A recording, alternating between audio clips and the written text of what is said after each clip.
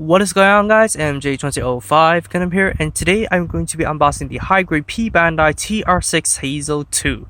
Now, I know I did say I would not get this thing, but yeah, I have an idea for a custom later on. So it's still related to my story, so I'm definitely looking forward to this. And hint, I am going to be getting the Gaplan 2 and also the advanced Hazel TR1 for the 3-set custom. So I'm excited to basically look forward to that moment because the Gaplan and the TR1 Hazel, the advanced Hazel, is going to be released in June.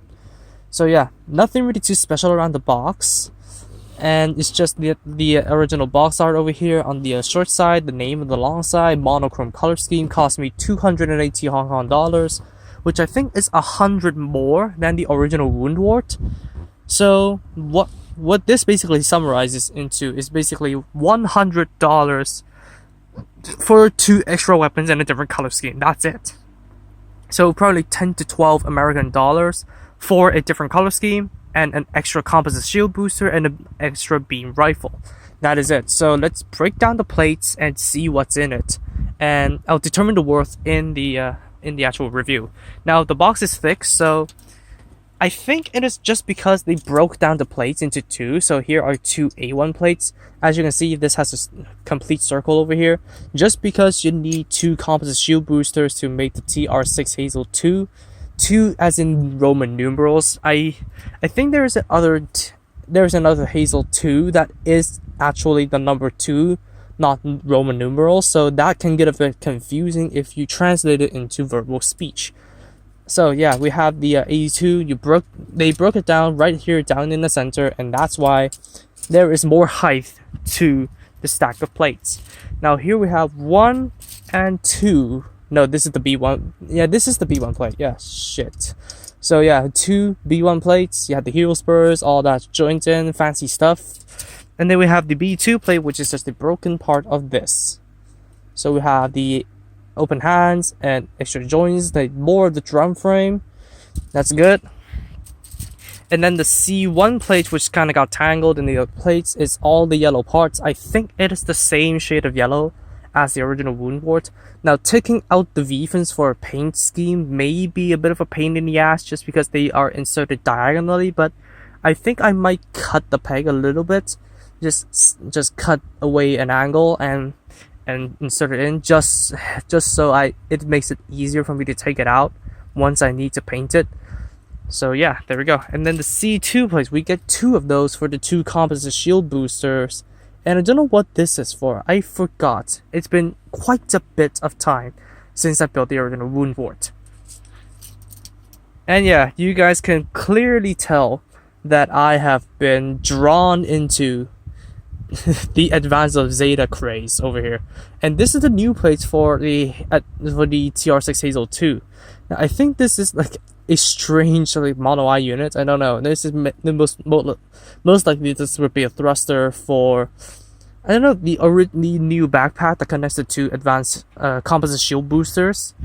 And here's the E2 plates with an extra tread arm and extra claw arm, extra original arm, and all that kind of stuff. So yeah. And then now we have the F1 plate right here with the extra beam rifle. I think this is the new turtle shell that's gonna be mounted on the back. I don't know what these are. I'm gonna find out in a second. And these bits over here. Oh yeah, I forgot the D plate, the red pieces, the crotch V and the face. And then we have the F2 plates. Like, these are eye field generators. I think they look like eye field generators. I'm not sure. And then this, I think it's just the accents for the new turtle shell. So yeah, that's that. And you have a black stand. Now, this is where it gets a bit crazy because the original Woundwort has 2 of these stands. Like 2 for the Gundam and the composite shield booster. Now, it would make sense for Bandai to give us 3 just because we have 2 composite shield boosters and the Gundam itself. But it's kind of, I don't know, I'm quite on the fence on their decision right here. At least give us 2 for having us send out 1 of the composite shield boosters while holding the beam rifle while the other one stays on the back. Not sure. But I don't know. Probably to skim on the cost or something, I don't know. But business, I don't know anything about business, so yeah, don't judge me on that. And then we have the Ancient Shield of Polycaps. Ancient Shield of Polycaps. Yeah, Rising of the Shield Hero, aren't they? Right, Ancient Sheet of Polycaps. And then let's get this tower out of the way because yeah, it's gonna get in the way pretty darn fast. Now we have 4 rows of stickers for the composite shield booster, which I do not even think that we need it, just because the blades are already in blue thanks to the body being in blue. So the stickers, I don't think they're necessary, but I'm gonna just test it out. The eyes, multiple sensors, the crotch V, these bits. I think, oh my god, they are gonna be around the shoulder armor, like the panels close to the chest. So yeah, it's definitely gonna be a terrible experience to have to experience these things again. Might as well paint it in, but I think might as well leave it out just because it's already in blue. And then we have a sheet of markings. I think I'm gonna use this after I painted this kit, so I'm not gonna be using the markings in a straight build. So yeah, at least there's an option for you to put on markings on a high grade. And then you get 2 wires, 1 for each composite shield booster. Now this is where Bandai has devoted its generosity to, just because you get 2 wires. However, you do not get 2 stands at least for the composite shield boosters. Like if you're displaying your Gundam on the ground, you do not get enough composite shield booster. You do get enough composite shield boosters. You do not get enough stands to display the remote control of the composite shield booster, just because you have 2 wires over here. It's not like I do not have a lot of stands right now. I have like 4 sitting around in the set somewhere. But anyways, so let's bring in the instruction manual. As usual, no cover art whatsoever.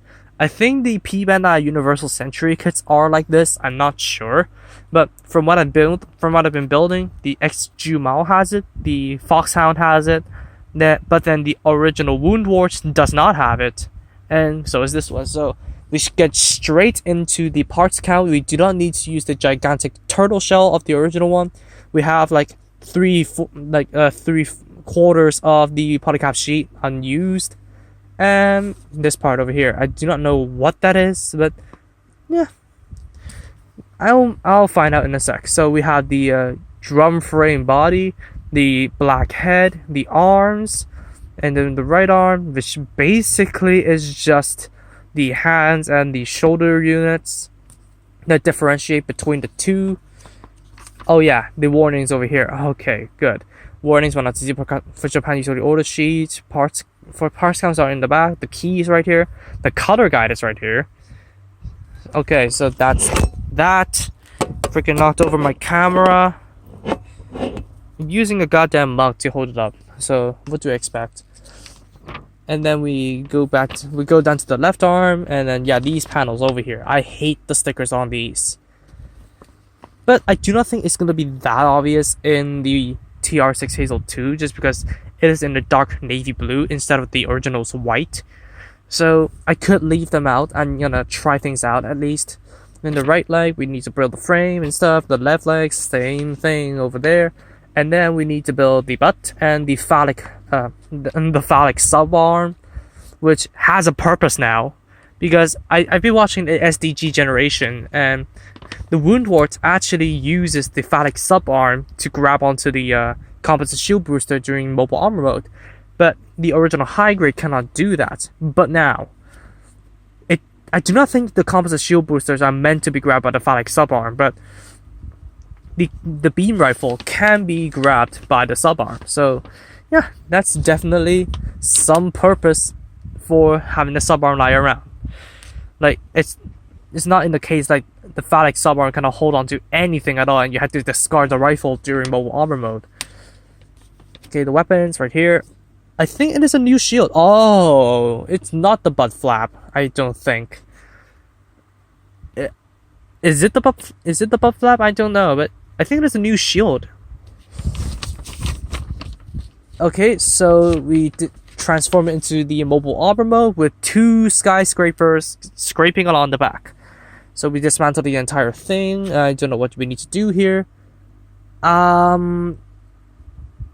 Yeah, because the original Wound Wart has a flipping blade, just like the X, yeah, but it's not replicated in the high grade. So I wonder what this thing is gonna do.